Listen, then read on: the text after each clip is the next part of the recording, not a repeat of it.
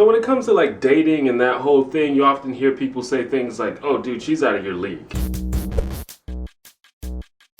And I guess that means that one person is like more attractive or more successful, etc. Therefore, the person who is in a lower league should not expect the other person to give them the time of day. And I feel like this is not a good way to think about people. The first problem I have is this implication that we are all in this set league and there's very little we can do to get out of the league that we're in, which I don't really agree with. I think for the most part, how attractive someone is largely based on their behavior and disposition, which is something that is in fact able to be modified and improved. You may have heard this before, but I believe that confidence is probably the most attractive quality a human being can have. And if you're assuming from the beginning, before you even talk to someone, that they're out of your league, you are showing a distinct lack of confidence. You should never assume that you'll be rejected before you even try anything. And you should never tell your friends to don't bother because she's out of your league, she's gonna reject you anyway. I mean, rejection happens, but it has nothing to do with leagues. It just means that they ain't into you. Now, from a practical standpoint, different levels of financial and material success can